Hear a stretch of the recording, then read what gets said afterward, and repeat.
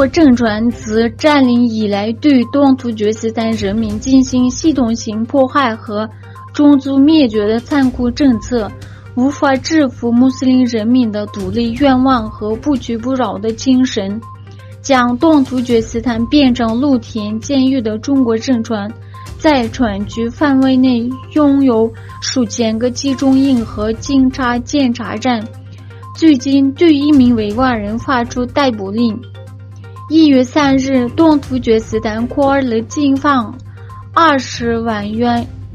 悬赏已在逃人员，内传劳改服，有显示危害性。通报显示，在逃人员麦赫穆蒂毛伊东，男，维吾尔族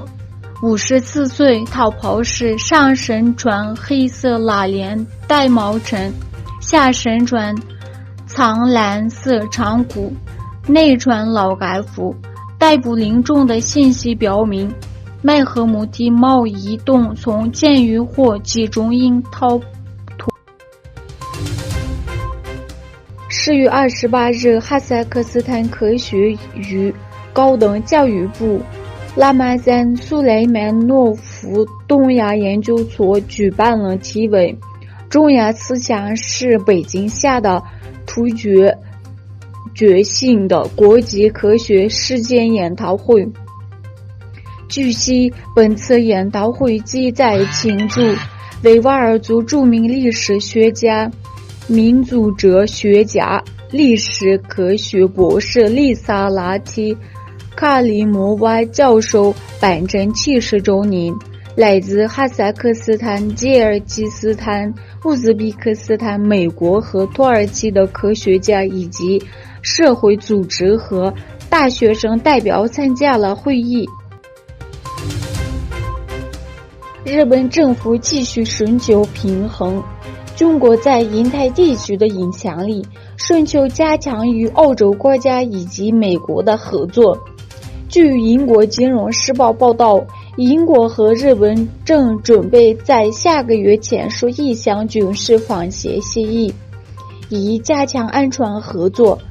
两国之间的互惠准入协议谈判预计将于12月结束。日本首相安田文雄于5月在伦敦峰会上会见时任英国首相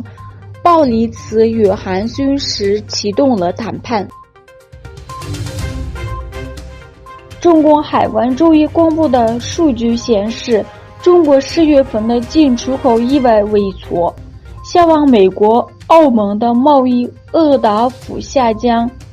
这是自2020年5月以来，中国首次出现进出口同时下滑。10月份以美元计算的出口贸易额同比萎缩了 0.3%， 10月份进口下降了 0.7%。国防部10月6日对外表示，其今天下午5时指共侦获解放军机46架次，逾越海峡中线及其延伸线进入西南空域21架次，军舰4